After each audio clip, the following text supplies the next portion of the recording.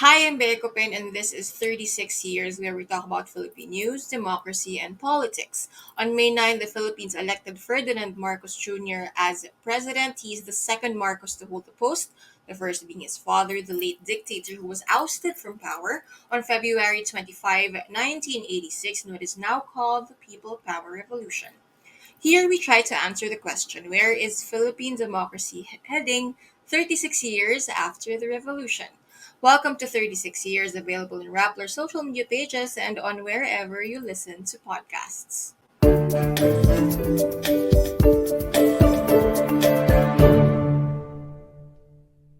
This week, we're back after back to back trips by the President and a visit from the Vice President of the United States, Kamala Harris. So let's talk about Marcos and the world, how the world sees him, and how the son of a late strongman navigates the international scene. For added reference, you can watch a Newsbreak's chat that features me and the foreign affairs correspondent for Rappler Sofia Cruz, hosted by our news editor Paterno Esmacal. But this week, we are talking to Aaron Jed Rabena about Marcos 2.0 in the international community. Jed is a program convener and research fellow at the Asia Pacific Pathways to Progress Foundation and a former senior lecturer at the Asian Center in the University of the Philippines, Diliman. It's an interesting conversation, especially since Marcos has two more trips. He has two more coming up to Brussels for the EU ASEAN Commemorative Summit and other side events, and more importantly, Beijing for a state visit to China, his first outside Southeast Asia. Which leads us first to the headlines. The jet setting president is not losing steam, a mixed metaphor or a misplaced metaphor you have there. He's flying to Brussels for the EU ASEAN Commemorative Summit and other side events. I'll be covering that. So tune in the week after this episode comes out. And then 3 weeks after that, President Marcos flies to Beijing, China for his first state visit outside of ASEAN. Why does this matter? The Philippines is, of course, among the many countries in the middle of the growing competition between the United States and China as the global superpower. And as Jed will mention later on in the interview, the Philippines is as strategic as it gets. It was US President Joe Biden who first called Marcos up to congratulate him for winning the May 9, 2022 elections, his second bilateral following two state visits. The first two of President Marcos were with Biden in New York during the UNGA. And Harris, of course, recently visited the Philippines in a show of commitment to the U.S. Philippine relations. May iba pa pag-uusapan dyan, such as the defense commitments between the two countries. We are one of the longest standing treaty allies of the United States. Of course, Marcos himself has emphasized in no vague terms that the US and Philippines, the relations between the two countries, will only grow and prosper under his administration because, in his own words, he said he cannot see the Philippines in the future without having the United States as a partner. And only recently did Marcos meet with China's Xi Jinping on the sidelines of the APEC summit in Bangkok. During that meeting, they discussed regional issues, including the South China Sea, and most notably, China had a reminder for the Philippines that the two countries said China should, quote, work together to reject unilateralism and acts of bullying, defend fairness and justice, and safeguard peace and stability in the region. But after that bilateral and on the day that US Vice President Kamala Harris arrived in the Philippines, the Chinese Coast Guard, quote, forcibly retrieved floating debris from members of the Philippine Navy in the West Philippine Sea or the South China Sea. The Philippines has since sent a note verbal to China asking for a clarification on the incident. My colleague Sofia Cruz is set to cover that state visit, which is scheduled to begin on January 3, 2023. The House of Representatives has decided to end 2022 not with a whimper, but with a bang. The bang being a proposed legislation that would create a sovereign wealth fund. Now, what is a sovereign wealth fund? A sovereign fund is a state owned investment fund that invests in real and financial assets. Sovereign wealth funds are existent or exist all over the world, so that's not really the issue here. The issue is what makes the 2022 proposal for a Philippine sovereign wealth fund different. The proposal, which would be called the Maharlika Wealth Fund, not so subtle about that reference, is it? Pulls together 275 billion pesos that will be sourced from pension funds and government banks, and then it will be used to invest in said real and financial assets. So why is this different? Most sovereign funds around the world get their seed money from budget surplus, so yung extra, yung hindi nagastos sa budget of a particular country, or excesses in state assets. Most of it is excess revenue rather, in from oil production, because a lot of the countries that do have huge sovereign wealth funds are oil producing countries. Critics say this is a crucial difference because you wouldn't want to put people's hard earned pensions at risk. There is also concern over corruption or mismanagement of the funds, often cited as the 1MDB scandal of Malaysia. Authors of the bill, who include Marcos's relatives in the House, those who hold, they also hold leadership positions, by the way. Of course, you have his cousin, House Speaker Martin Romualdez, Romualdez' wife, Accounts Committee Chairperson Nieda Romualdez, and the President's son, Senior Deputy Majority Leader Sandro Marcos. They all say that safeguards are there. His allies, who also happen to be chairpersons of committees that are key in passing the proposal in the House, the lower chamber of Congress, say as much. This is a developing story that I think you should all pay attention to, keep in your radar, because it involves our pensions. Keep an eye out on how fast it passes in the House. There's been criticism that it's being railroaded. Allies are saying it is not. But some have said that the target is for it to pass before the year ends. Take note that the bill was only filed in the end of November 2022. That's quite fast. And that's it for the headlines. On to the interview. Hi, Jed. Thank you for making time for us. I know it's quite a hectic period kasi December na. Medyo intense yung traffic at yung social commitments natin. Thank you for making time for Rappler. Yeah, thank you, Bea. It's a great pleasure to be here, and Merry Christmas. And Happy New Year, dire-diretso na yun. Tapos, dagdag pa dun, medyo marami-raming biyahe si President Marcos actually in a week, and then early in the year. So we're gonna touch on those. Not so much Brussels siguro, but more on China, but later na yon. So siguro let's start with yung nga, President, I covered him din kasi during the 2022 campaign. So he ran as the default continuity candidate, if that's even a proper term, kasi he didn't get the explicit endorsement of President Duterte, but he was of course the running mate of his heir apparent, or his daughter, syempre. So there were concerns na he would continue the Duterte foreign policy, and even the temperament of a certain Rodrigo Duterte. But so far, it seems he hasn't. I've been saying this myself as someone who's been covering him. Kung kumbaga, if Duterte was extremely pro-China and very overtly and boisterously anti-US, si BM, si President Marcos, seems to be taking the middle road on China and has been very, very friendly towards the US.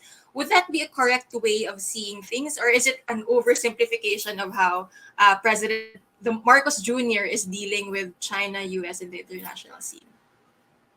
Right. Well, on your statement, Bea, about President Duterte not giving his explicit consent to President Bongbong Marcos as their candidate, I think by allowing his daughter to run with President Marcos, I think that is an expression of his implicit consent. But with respect to foreign policy, President Bongbong Marcos has said that he wants to continue the president's independent foreign policy, meaning the continued engagement with both traditional and non-traditional partners. And so far, right now, I think we are seeing that the president continues to maintain a friendly relations with the U.S., and he also wants a constructive relationship with China. But the difference, though, between President Duterte and President Marcos is that President Marcos is not defeatist. He does not express, adulation of China, and he does not have this anti-U.S. rhetoric. So this spells the difference between, the two. And at some point, this can even make President Marcos look pro-U.S. You know? Yeah. The, yeah, yeah. No, continue. Go ahead. Yes, yes. So that's the difference between the two. Their respective, their idiosyncrasies, their peculiarities. Okay. So even if Mm-mm. both leaders say that they want an independent foreign policy, but in practice, we are seeing some slight differences. Yeah. Yeah. I think there was, it wasn't so much shock, but like, parang siguro na reaffirm na okay, this is a very different administration, because I remember when the Philippine media pool covering him in New York, when we listened to him at the New York Stock Exchange, that's where he first said yung now an often repeated quote he cannot imagine a future of the Philippines without the US. Parang since sinabi niya yan doon, paulit-ulit niya yung sinasabi, but I think there was a collective na parang okay, this is a we're taking a very different path as the last administration with that one statement. I mean, the fact pa lang he flew to New York for ONGA. He participated in the United Nations even. Yun pa lang na. Pero I think that line was really a concrete reminder, an explicit reminder for all of the media covering. Okay, this is a very different um, path to taking it. I have a question about yung independent foreign policy, but later na muna yun. You wrote before in assessing the Duterte foreign policy na it should be juxtaposed with his predecessor. So, considering that, like, do you think Marcos's strategy so far is in response to the situation Duterte left behind, or is this really just a matter of Marcos being a Marcos that carries with it a lot of weight, yung Marcos being a Marcos. Pero parang is this merely a response to the Duterte era of international relations? I think, yeah, good question there. I think it's a combination of several factors. I think even, both. As I said, he really wants the Philippines to be that's what he calls it, friends to all and enemies to none.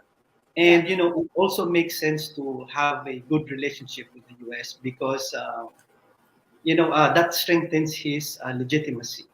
Okay, Mm-mm. if the U.S. doesn't harp so much about his or his family's human rights records, I mean, Yeah. so that in a way creates a wedge between the U.S. and liberal critics at home. Mm-mm. Yeah. I wonder also, before we jump to the next question, is related to that. As I guess I'll ask that later na lang. But I said earlier nga the matter of Marcos being a Marcos. My colleague has written about this also. Pero he carries with him not only the policies of Rodrigo Duterte and even the late Pinoy, but also his namesake, of course, the late dictator Ferdinand Marcos Sr. Mhm. In Mhm. fact, explicit siya minsan whenever he has bilateral meetings with heads of state who have been in power since his father was in power. For example, when he had a bilateral with Brunei, na naunahan lang ng 2 taon ata ni Marcos Sr., yung current head of state ng Brunei. So, um, how does the first Marcos president's legacy play into how the second Marcos president interacts with the region and the world? Mhm. I think I'll give one example. Yeah, Mm-mm. I think at one point he mentioned that he want to support the armed forces of the Philippines Mm. self-reliant defense posture, and Yeah, this program was actually initiated by his father.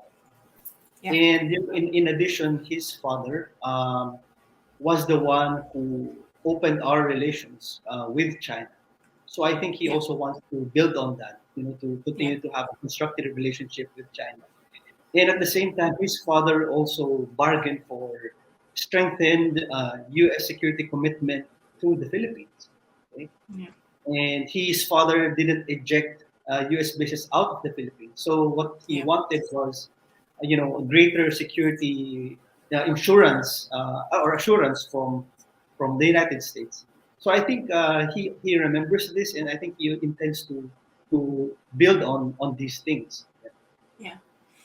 It's really interesting to me how he picks on anecdotes that are obviously convenient to him. Like I mentioned earlier with Brunei, he mentioned na nagkaabutan. Actually, nauna lang ng 2 taon si Marcos Sr. And then I believe when he met with Saudi's MBS, parang he mentioned that he negotiated, but I think what he meant really was that sumama siya during negotiations for oil in the 70s. Um, Mm-hmm. But of course, I mentioned two countries who aren't necessarily, stalwarts of democracy and liberal thinking. So I wonder, should it surprise us though that world powers, including those who champion, at least on paper, values like democracy, who are champions of anti-corruption measures, they're not Mm-hmm. just warm towards Marcos, and of course, the country that stands out here is the U.S. Di ba? Parang, uh, Mm-hmm.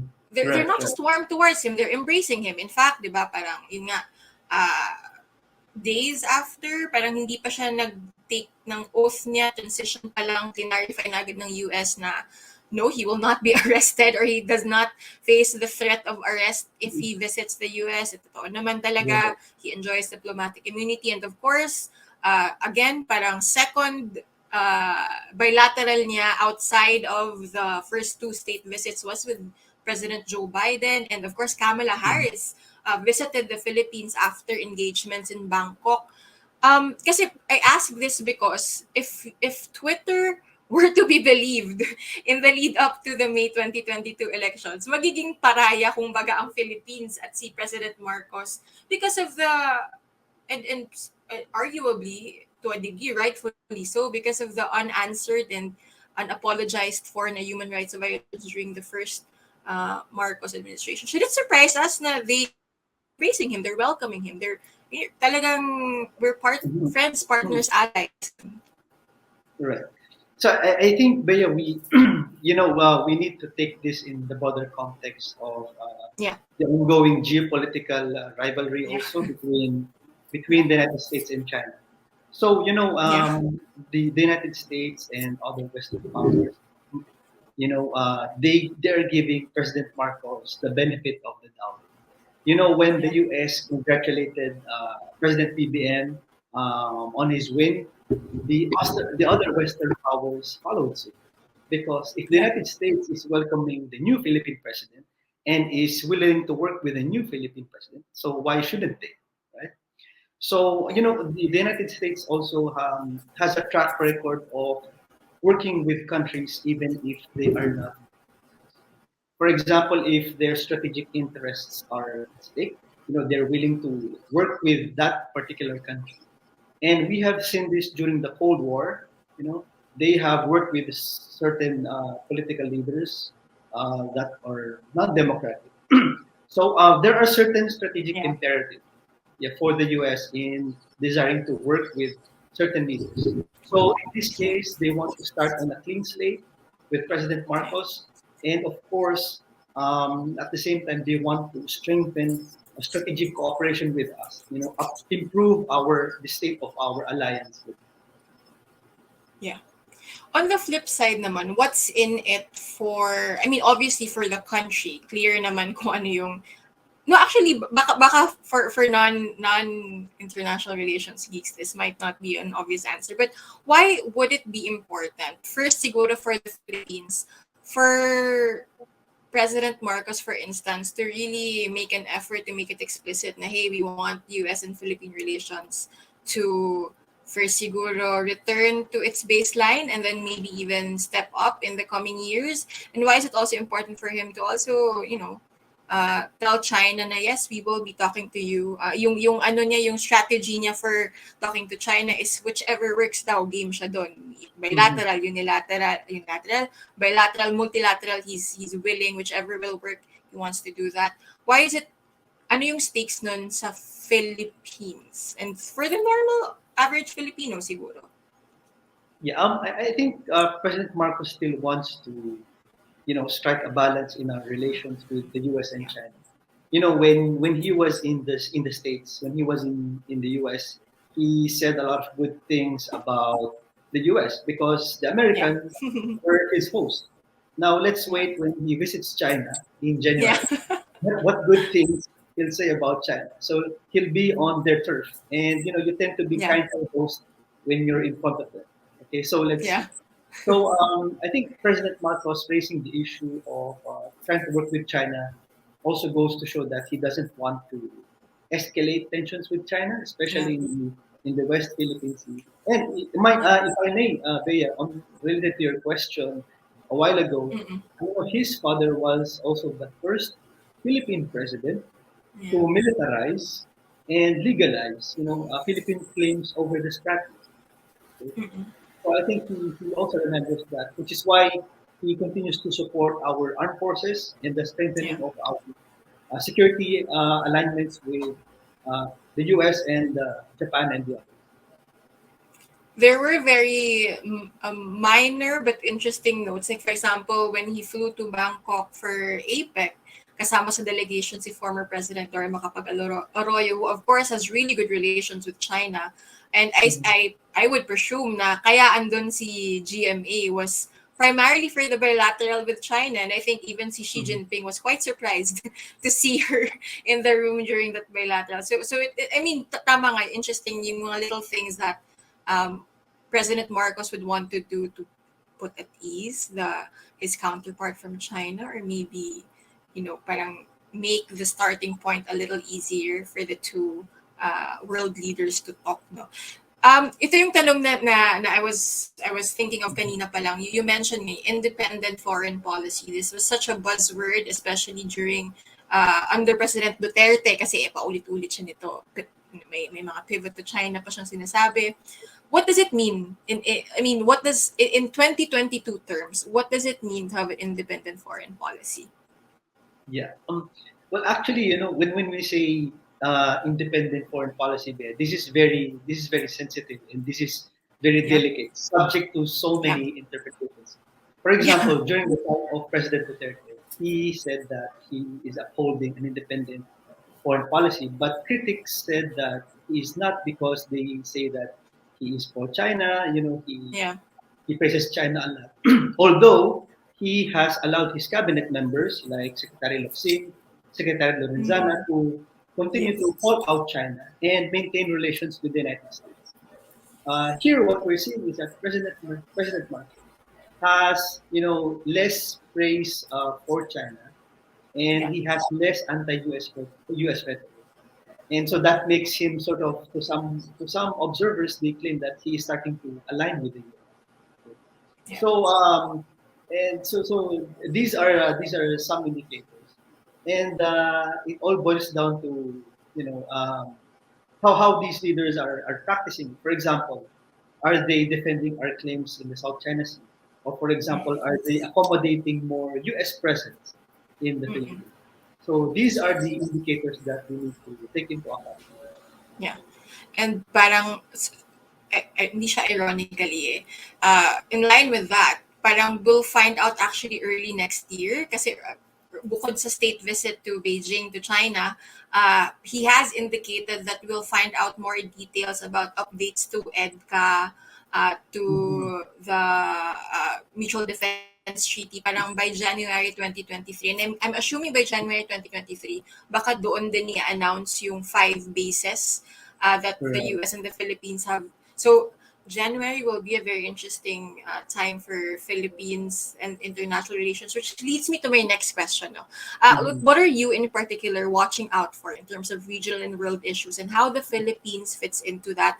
And of Mhm. course, I have to highlight the things happening in the region, right? Like, of top of mind for most Filipinos would be the South China Sea, and U.S. China competition, which you mentioned earlier. No, parang we seem to be in the middle of it. What, like, walk us through, like, what exactly does that mean for the Philippines? Right. Actually, you mentioned it right there. So number one, of course, is this ongoing strategic competition. Some would say it's a new Cold War between the United States and China. So in fact, what we're seeing right now is that major powers can take matters into their own hands. What do I Mm-hmm. mean by this? We have seen arrangements like the AUKUS, okay, Mm-hmm. like the Quad, okay. So this means in a way that they can bypass ASEAN if they want to. Yeah. Yeah. So tensions can escalate between these countries and China. Yeah. Without the ASEAN claimants themselves, putting themselves into the picture. And other things that I'm watching out for is a potential clash between the U.S. and China in over Taiwan, Yeah. in the South China Sea, and also the realignment of global supply chains, Mm. decoupling. and greater securitization of economic affairs because of this great power in geopolitics. Yeah. So these are the things that we should really factor in Yeah. calibrating our foreign policy. Yeah. Since you already mentioned it also, and well, President Marcos is fresh off attending his first ASEAN summit. In terms of that, nga, parang we seem to be in the middle of it geographically, and also Mhm. in terms of our relations with the two competing superpowers. Nga. What role should and can ASEAN play in all of these dynamics? Kasi parang much has been said about, it's important to have Mhm. ASEAN, the strength of the bloc. What's the term for it again? Centrality, ASEAN Advantage. centrality. There was so much talk about that during the last summit in Cambodia. So siguro yun yung first question, what role should the block play? And then, because we all know its limitations, what role can it play realistically? Right, right. Well, actually, critics would say that ASEAN is useless, Yeah. but maybe we have to, qualify. Maybe do we think that things will be better off without ASEAN, or because it's because of ASEAN that we're having these platforms where stakeholders can talk. But we have to recognize that ASEAN has limits. Yeah. It's not a state actor. It's comprised of state actors. Okay, so True. it can only do so much Yeah. in terms of setting the agenda, in terms of setting norms. So, Yeah. but collectively, ASEAN and we as a country, the Philippines, we have an agency in navigating our way through this great power rivalry or this great power politics. One is that we have Yeah. to understand that apart from the U.S. and China, there are a whole other there are other countries out there that we can engage. So you Mm. have the middle powers, you have Japan, Australia, India, you have Europe. In fact, many European powers have now come up with their Indo-Pacific strategy, and a crucial part of that strategy is their engagement with ASEAN. In Mm. addition, most recently, Canada also announced its Indo-Pacific strategy, and they also want to double down on engaging ASEAN, Southeast Asia. So Mm. because of these things, we are benefiting from. Because Yeah. they have seen the risk of maybe being too dependent on the U.S. and China. So they want to engage with other countries, with third Yeah. countries like Yeah. ASEAN countries. Yeah. Is that why? Because when we were covering APEC and ASEAN, there was so much talk about how important the ASEAN bloc is, and then syempre naman you would hear that from member states. Like they're not gonna minimize the value of ASEAN while they're there in the summit. But does that explain why people are so hopeful about the importance, the role that ASEAN will play in the global, not just the global market, global economy, pero Mhm. yung international relations? Is that why? Right, right. Yes, that's right, Bea. So collectively, ASEAN has a Yeah. collective economic power. All these Yeah. major powers would not engage ASEAN if not for their economic potential. So as a Yeah. member of ASEAN, we benefit from that. Okay, so we should maximize that and continue to capitalize um, on it. And actually, there's what I would call a strategic buffer. ASEAN Yeah. has become a strategic buffer for many major powers because they do not want to engage with the U. For example, China doesn't want to engage with the US. They will instead Yeah. engage ASEAN. And the same is true for the US and other European powers. They no longer want to engage with China, so they will Yeah. engage with ASEAN. Why ASEAN? Yeah. Because ASEAN does not have a hegemonic agenda, Yeah. and it's very inclusive. Yeah. So this in a sense is beneficial to us because Yeah. we're getting offers and counter offers, Yeah. incentives and counter incentives from different countries. Yeah. It's very advantageous, but also quite daunting, I guess, and which also explains why probably Xi Jinping had this very I wouldn't say ominous, but a very telling warning at APEC, di ba? Parang wag daw yung region, he was warning against the region becoming an arena for big power play was his words. I forget the exact term that he used, but basically Mhm. he was warning against the superpower competition and using the region as its setting. Um, Right. we can be I would love to discuss those other things maybe in a different episode or different show.